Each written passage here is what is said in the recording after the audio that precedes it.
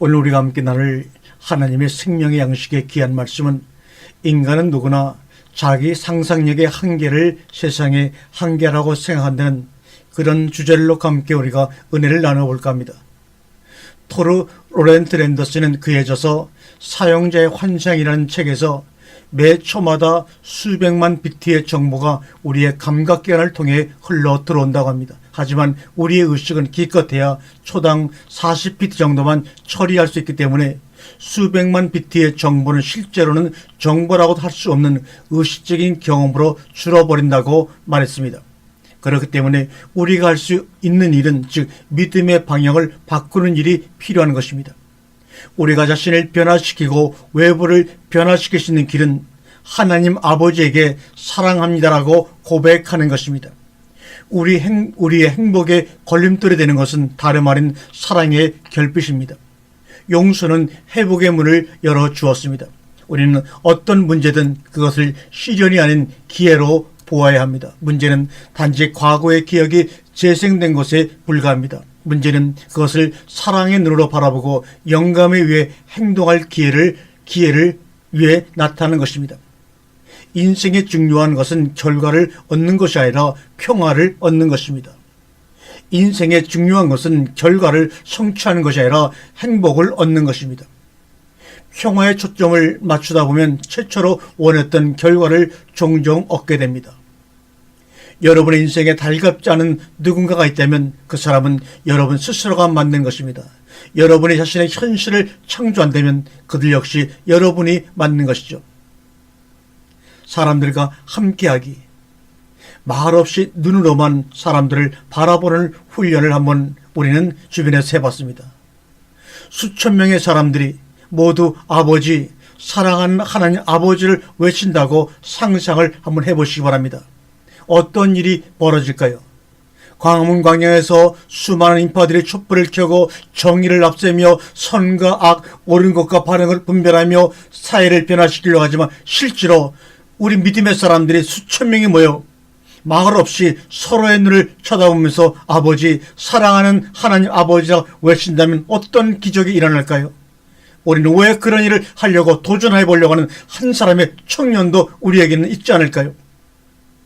저는 이 일을 여러분과 함께 한번 해보고 싶습니다.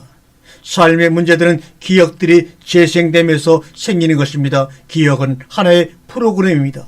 그것은 여러분의 것이 아닙니다. 우리가 공유한 것이죠. 그 기억을 풀어내는 길은 하나님에게 사랑을 보내는 것입니다. 하나님은 들으시고 반응하지만 모두에게 최선의 방법을, 모두에게 가장 적합한 때를 고르죠. 선택은 우리가 하지만 결정은 우리가 하지 못합니다. 하나님이 하십니다. 이 일의 경영은 사람이 한다 할지라도 그 일의 마침은 하나님이 하시는 것입니다. 당신은 비즈니스계의 J맨이에요. 그게 뭔지 아시겠습니까? J맨, 지저스맨입니다. 당신은 비즈니스계의 예수여 혁신의 선도자가 되기를 원합니다. 하나님은 이미 우리에게 무한정의 사랑을 붓고 계십니다. 그러면 우리에게 회개하라, 용서하라는 의미는 어떻게 해석해야 하는가? 지금 이 순간에도 우리는 우리들 각자의 청사진을 알고 있는 하나님에게 우리를 올가맨 모든 생각과 기억들을 치유해달라고 간청할 수가 있습니다.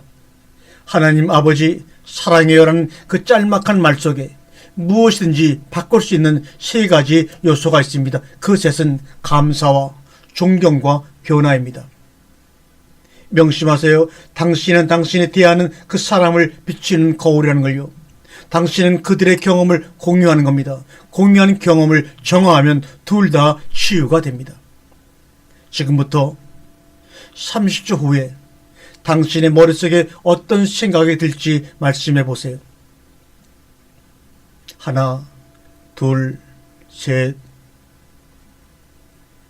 아무도 다음 순간에 떠오를 생각을 예측할 수는 없습니다. 생각은 떠오르고 나서야 표현을 할 수 있습니다. 하지만 그 생각은 무의식에서 떠오릅니다. 그걸 통제할 수가 없어요. 우리가 가진 유일한 선택권은 생각이 나타나면 그걸 행동에 옮기느냐 마느냐 하는 것뿐입니다. 일단 생각이 떠오르고 난 후에는 여러 가지 일들을 할 수 있지만 그 생각은 무의식에서 생겨난다는 얘기입니다. 무의식을 깨끗이 정화하고 좋은 생각들을 얻기 위해서 뭔가 다른 일을 하셔야 합니다. 무엇을 말하느냐가 아니라 어떤 마음에 따라 얻는 것이 달라집니다. 대부분의 사람들은 기도를 하면서도 그들이 응답을 받거나 도움을 얻으리라고 믿지 않습니다. 그들은 절망이 가득한 상태에서 기도를 합니다. 그러한 마음의 상태가 비슷한 것들을 끌어당기기 때문에 더 큰 절망을 부리게 됩니다. 행복의 열쇠는 인생을 통제하는 것이 아니라 인생과 화해하는 데 있습니다. 이제 우리의 관심사는 다음 순간보다는 지금 이 순간입니다. 지금 이 순간에 관심을 쏟기 시작하면 미래는 순탄하게 펼쳐지는 것을 여러분은 경험하게 될 것입니다. 살다 보면 선택할 수 있지만 인생을 통제할 수 없다는 사실을 깨닫고 있지요. 남아도는 우리의 살도, 중독도, 문제아도, 골칫덩어리 이웃도, 속을 썩이는 배우자도 모든 것을 사랑하라. 사랑은 고인 에너지를 변형시켜 방출합니다. 사랑합니다는 하나님으로 통하는 기도입니다. 의지가 마음이 가지고 노는 장난감이라면 영감은 하나님이 내린 명령입니다. 어느 지점에 이르면 우리는 무작정 애원하고 기다리기보다 내맡기고 귀를 기울이기 시작할 것입니다. 의지 역시 효과가 있고 결과를 가져오지만 영감은 효과뿐만 아니라 우리의 삶 속에 기적을 가져옵니다. 여러분, 어느 쪽을 더 원하십니까? 남에게서 본 것은 내 안에도 있다는 점을 기억한다면 모든 치유는 나를 위한 것임을 깨닫게 됩니다. 치유의 대상은 남이 아니라 바로 나입니다. 치유의 대상은 남이 아니라 바로 나입니다. 온 세상이 내 안에 있다는 말입니다. 그러나 사람은 대체로 제각기 생각대로 사물의 본질과 관계없는 해석을 한다고 셰익스피어는 말하고 있습니다. 물질계는 기억과 영감이 자아라고 하는 영혼 안에서 일어나는 현상입니다. 자아의 상태를 바꾸면 물질계의 상태도 바뀝니다. 누가 책임을 지고 있을까요? 영감일까요? 아니면 기억의 재생일까요? 어느 쪽을 선택할지는 의식적인 마음에 달려 있습니다. 여러분의 영혼이 기억의 재생으로 문제를 겪고 있다면 마음속으로 조용히 말해보세요. 기억들아 사랑해. 기억들아 고마워. 너희들과 나를 모두 자유롭게 할 기회를 줘서 너무나 고맙구나. 여러분의 기억을 내쫓지 않는 이상 기억은 떠나지 않습니다. 누가복음 6장에 너희 원수를 사랑하며 너희를 미워하는 자를 선대하며 라고 말씀하고 있습니다. 지금 당신의 몸은 건강합니까? 지금 당신의 마음은 행복합니까? 지금 당신의 영혼은 평화롭습니까? 이 세 가지 질문에 일초의 망설임 없이 그렇다고 대답한다면 당신은 이 말씀을 더 이상 듣지 않아도 됩니다. 이 영상을 꺼버려도 상관이 없습니다. 그러나 현재 당신의 생활에 뭔가 문제가 있고 당신의 삶이 뭔지 모르게 마음이 안 든다면 또 변화를 시도하는데 뜻대로 안 돼서 어려움을 겪고 있다면 이 시간은 당신의 삶을 바꿔줄 소중한 시간이 분명히 될 것입니다. 우리가 신경세포라는 것이 있습니다. 신경세포. 신경세포는 생각하는 세포란 말입니다. 이것을 다른 말로 뉴런이라고 하는데 우리 뇌 속에 140억 개가 있다고 합니다. 저는 신경이라는 것이 하나님 심자 경로경자입니다. 그래서 신경이란 우리 인체 내에서 하나님이 다니는 길이라고 개인적으로 정의를 내렸습니다. 일례로 뇌대 연구원 보고서에 따르면 보통 사람이 하루에 6만 가지 정도의 생각을 하는데 그 생각의 95%가 어제 했던 것과 거의 유사한 내용이라고 합니다. 놀랍지 않습니까? 문제는 뇌는 새로운 자극을 통해 신경계를 강화하고 발전시켜 나가야 하는데 수동적으로 어제의 생각에 끌려가다 보니 뇌가 치명적으로 무기력해진다는 것입니다. 나중에는 자신의 의지와는 상관없이 자동기계처럼 그저 매일매일 똑같은 반응을 한다고 합니다. 뇌를 잘 사용하지 못하면 결국 뇌가 만들어준 현실에 우리도 모르게 갇혀버리고 맙니다. 동물과 사람의 차이가 바로 생각이 있다면 그 차이를 제공한 분은 누구일까요? 뇌는 언제 가장 편안함을 느끼는가? 그것은 잠들었을 때입니다. 잠자는 시간만큼은 갑갑한 에고에서 벗어나 의식의 본래 자리로 되돌아가기 때문입니다. 뇌는 그것이 사실인지 아닌지는 별 관심이 없습니다. 당신이 그것을 어떻게 해석하는지에 관심이 있습니다. 그래서 꿈보다 해몽이 중요하다. 꿈대로 되는 것이 아니라 해석대로 된다는 말도 그래서 나오는 것입니다. 여러분, 여러분의 뇌가 여러분의 머리 속에 있는데 왜 내가 내 말을 듣지 않는 이유를 아십니까? 내가 우리의 말을 안 들으려고 하는 것이 아닙니다. 뇌에는 수많은 정보가 동시다발적으로 쏟아지기 때문입니다. 어떤 목소리를 따라야 좋을지 갈피를 못 잡을 뿐이지 여러분의 말을 내가 듣지 않는 것이 아닙니다. 여기에는 아무런 여과장치도 없습니다. 뇌는 외부의 정보를 아무런 분별도 하지 않고 일단 무조건적으로 받아들입니다. 그리고 그 정보와 과거의 기억들을 조합하여 생각을 만들고 감정을 일으키고 우리가 생활하는 데 필요한 지식을 생성합니다. 여기서 여러분과 제가 간과해서는 안 되는 사실이 있습니다. 과연 이렇게 해서 뇌에 기록된 정보들 가운데 당신이 주체적으로 창조한 것이 얼마나 되는가? 바로 이 문제입니다. 당신은 수동적으로 주어지는 정보들을 자기 생각이라고 착각하며 살고 있지는 않는지 한번 이 시간에 돌이켜보시길 바랍니다. 말하자면 남의 뇌를 빌어서 외부에서 들어온 그 생각들을 빌어서 여러분은 생각하고 있는 것은 아닌지, 거기에 끌려다니고 있는 것은 아닌지.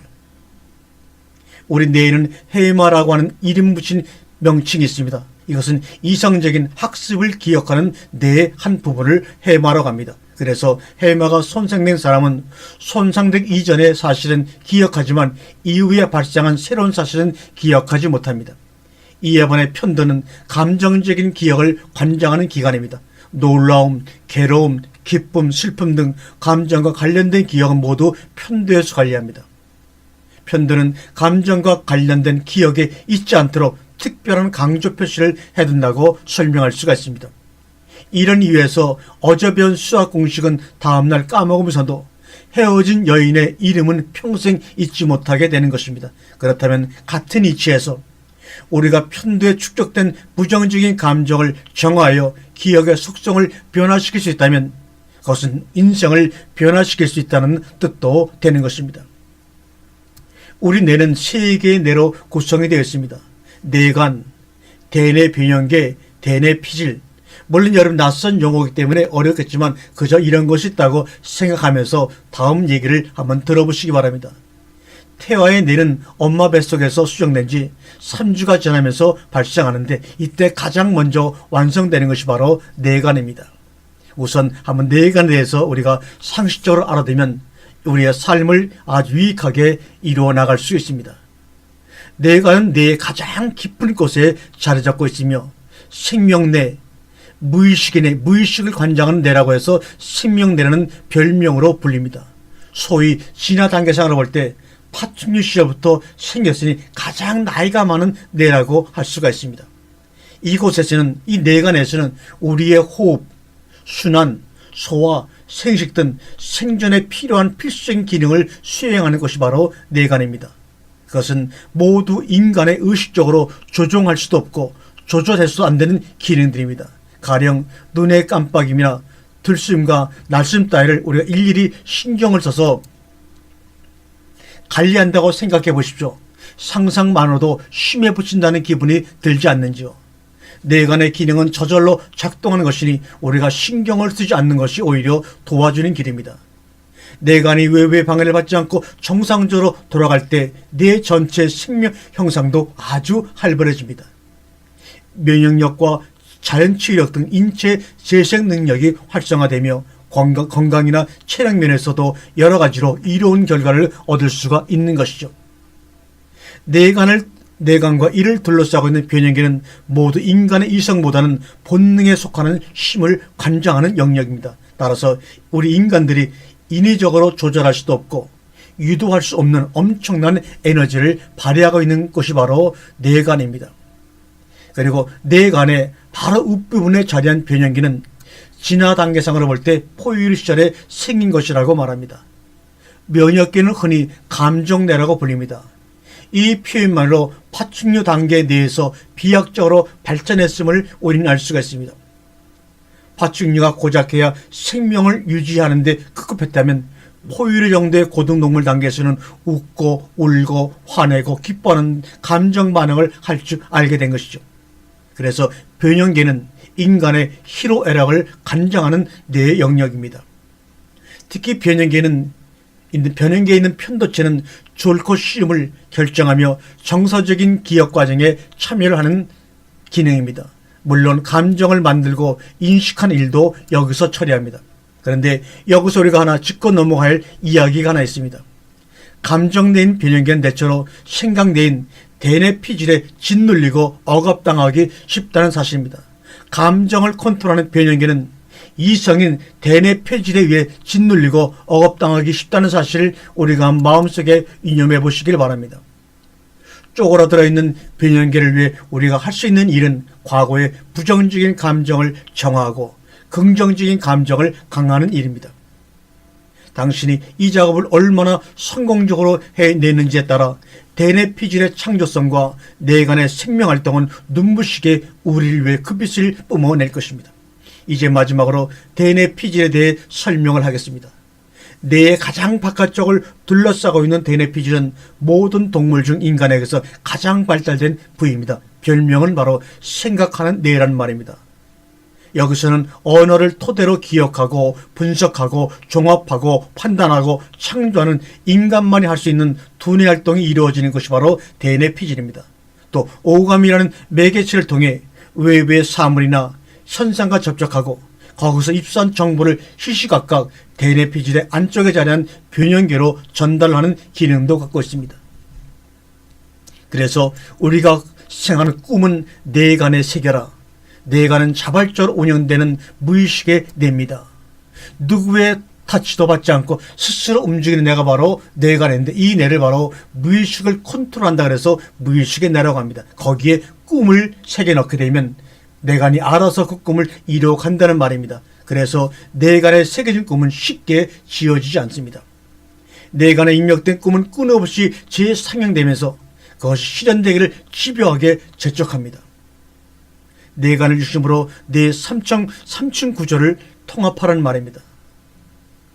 뇌간, 변형계, 대뇌 피질이 하나로 잘 종합적으로 이루어지게 되면 우리의 삶에 유익한 점들이 많이 있다고 우리는 얘기합니다. 큰 문제가 터지면 작은 문제는 저절로 사라진다고 합니다. 세 개의 뇌를 한 마음 한 뜻으로 일체화하기 위해서는 세 가지 뇌가 한데 뭉칠 수밖에 없는 크고 중대한 과제를 스스로에게 던지는 것도 좋은 방법입니다. 그리고 그 과제를 뇌의 가장 심층부에 자리한 뇌간에 새겨 넣는 것입니다. 그런데 뇌간은 원래 의식으로 조절할 수 있는 기관이 아니라고 말씀을 드렸습니다.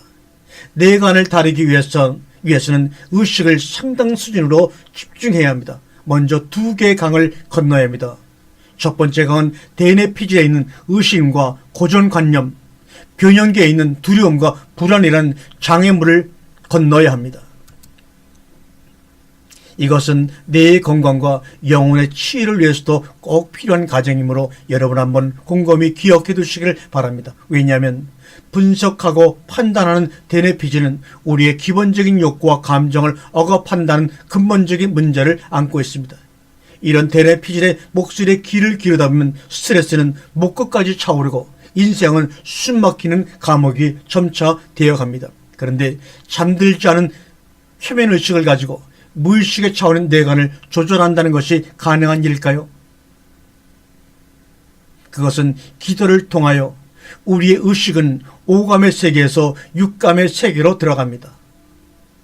그 기도라는 것이 뭡니까? 아버지, 사랑하는 아버지를 고백함으로 말미암아 우리의 의식은 오감의 세계에서 육감의 세계로 들어갑니다. 그리고 그 느낌이 깊어지면 생기를 타고 영감의 단계로 들어갈 수가 있다는 말입니다.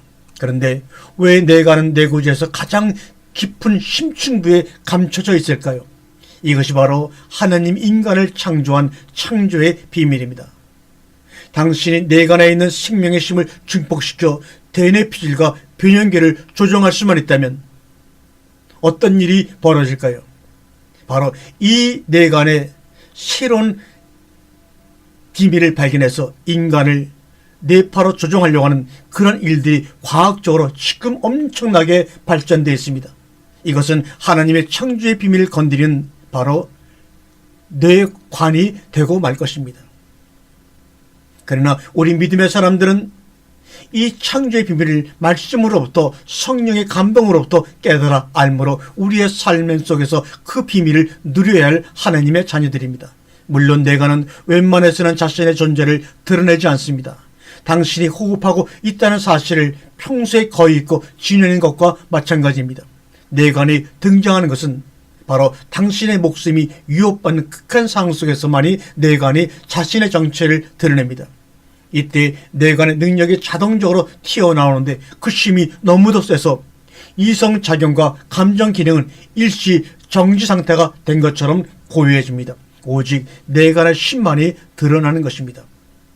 뇌관은 초인적인 힘으로 종종 느수에 등장하기도 합니다. 동물원에서 사자우리의 우리 쇠창살에 빠진 아이를 쇠창살을 뚫고 구해낸 어머니의 초인적인 힘 같은 것도 바로 뇌관의 작용이라고 할 수 있습니다. 만약 이 위급한 상황 속에서 대뇌피질이 작용했다면 어떻게 되었을까요? 내 힘으로 도저히 저 쇠창살을 칠 수 없어 라며 이성적인 판단에 이르렀을 것입니다. 그리고 그 아이는 죽고 말았을 것입니다. 또는 대뇌 비행기가 작동했다면 어떻게 되었을까요? 난폭한 사자가 나를 죽일지도 몰라는 두려움에 부딪혀 거기서 멈추고 말았을 것입니다. 이처럼 의심이나 두려움이 우리 뇌에 많아지면 도전적이고 창조적인 생각은 밖으로 밀려나게 마련입니다. 이것이 우리의 창조적인 능력을 말살시키는 주범입니다. 그러므로 대뇌피질의 의심과 변형계의 두려움을 뛰어넘어야 합니다.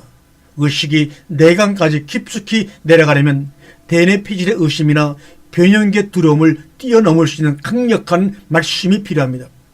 사랑하는 아이를 구해야 한다는 어머니의 일념처럼 목표를 이루고 싶다는 강력한 믿음이 내 속에 있어야 합니다. 그 믿음이 뇌관에 들어가면 의식적으로 노력하지 않아도 끊임없이 목표에만 정신을 집중하게 될 것이고 결국 당신의 소망은 서서히 현실로 윤곽을 드러낼 것입니다. 뇌관이 말하는 나는 할 수 있다와 표면의식에서 말하는 나는 할 수 있다는 전혀 다른 차원입니다. 표면의식에서 할 수 있다는 것은 내가 너보다 잘할 수 있다는 뜻입니다. 이런 생각이 뇌를 혼란에 빠뜨리는 주범입니다. 뇌에서는 너는 잘해와 너는 못해라는 두 가지 이야기가 동시에 들리기 때문입니다.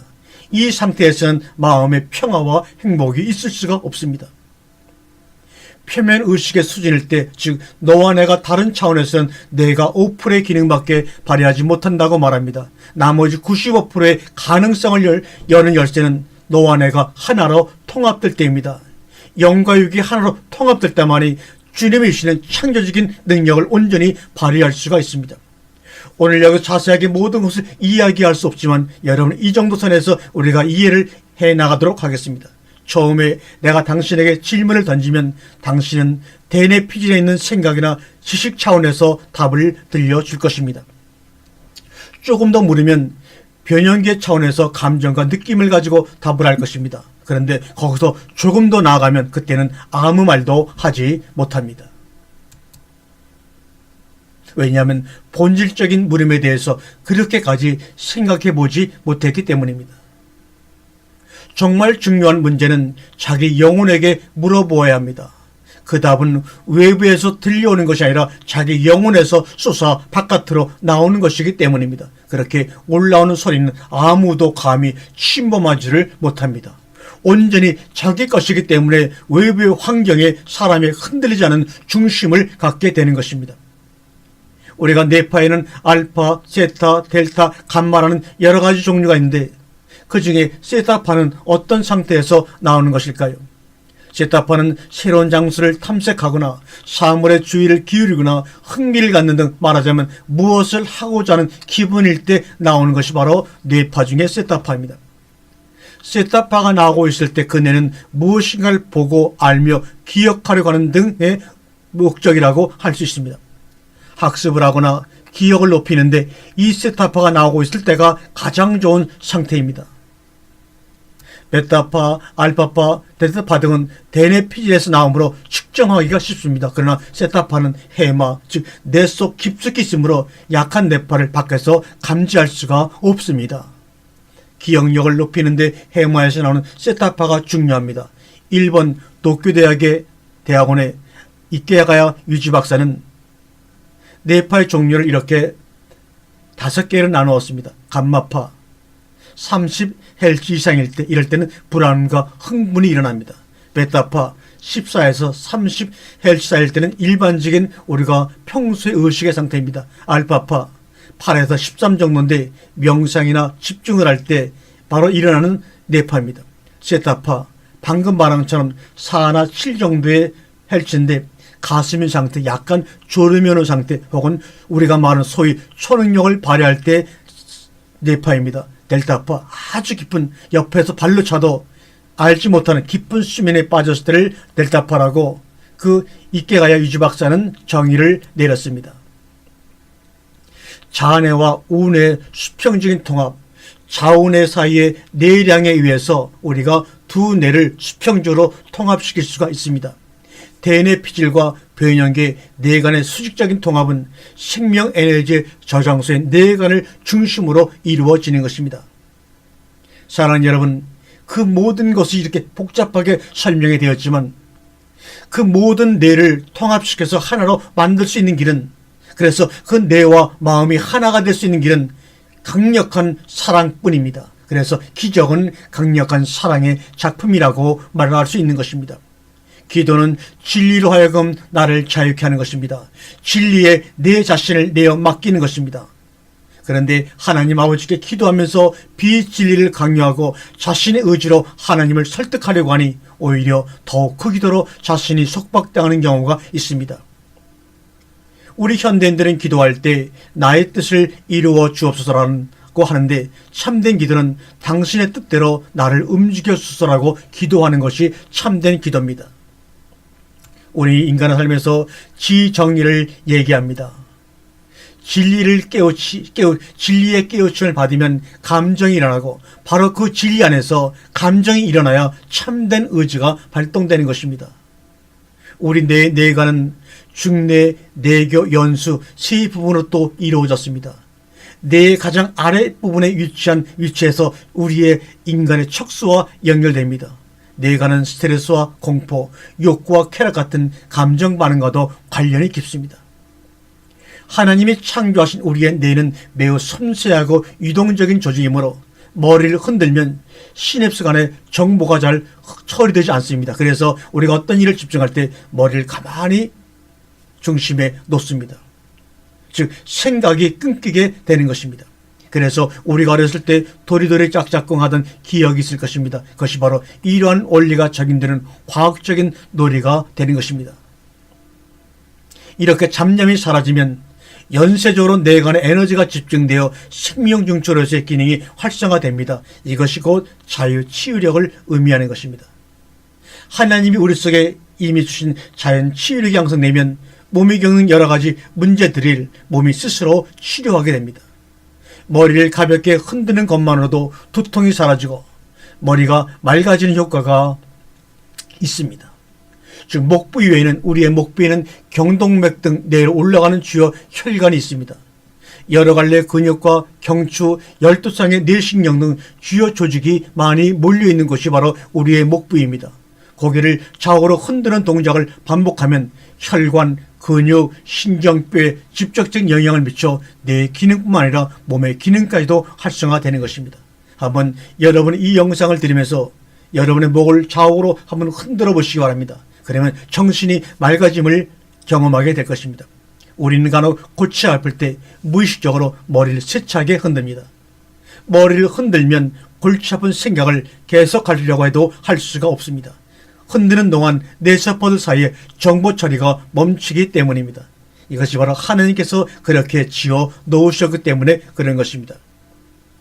생각뇌인 대뇌 피질이 잠잠해지면 생명중추인 뇌간이 활성화되어 뇌와 몸 전체 기능이 조화와 균형을 찾습니다. 내 몸은 내 것이 아니라 내 것이다. 이게 무슨 말인가?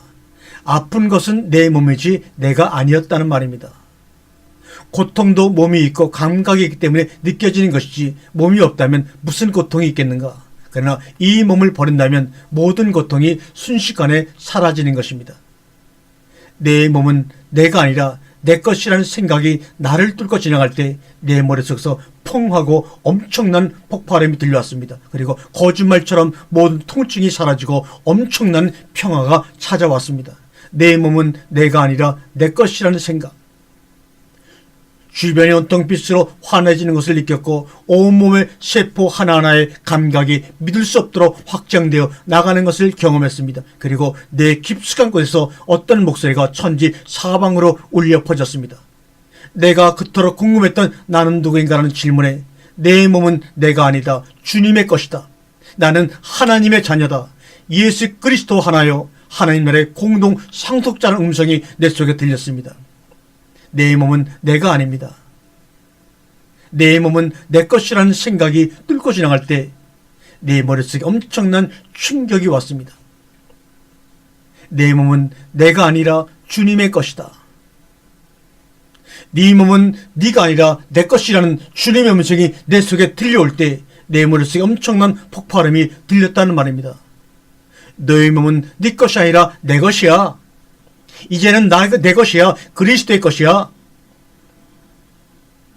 우리 인체 중에서 추수의 영광은 내가 차지하고 간, 심장, 폐는 뿌리의 인내를 감당하고 있는 장기라고 우리가 비유해서 말할 수가 있습니다. 인체 내 장기적 뇌와 간은 무게가 약 1kg 400으로 서로 비슷하면서 가장 큰 장기입니다. 심장의 영양으로부터 뇌를 보호하기 위해 갑상선이 큰 역할을 하는데 이로 인해 갑상선병이 현대에 늘어나고 있습니다. 고로 갑상선을 치료하기 위해서는 먼저 우리의 심장을 잘 다스려야 합니다. 그 심장은 바로 마음이라고도 말합니다. 여러분의 마음 가운데 하나님의 말씀이 여러분의 마음을 다스리기 시작하면 여러분의 모든 질병과 마음의 고통들은 사라지고 회복되어질 것입니다. 오늘은 뇌에 대한 복잡한 문제를 많이 다루었습니다. 그러나 여기서는 그렇다고 이해할 수 있는 것은 이해하시고 이해할 수 없는 것은 후에 우리가 한번 다시 자세하게 말씀을 나누면서 이 뇌를 창조하신 하나님 은혜 가운데서 여러분의 모든 육신의 질병과 어려움들이 다 해결되는 그런 은혜의 경험들을 나누는 시간을 가져봤으면 합니다. 감사합니다.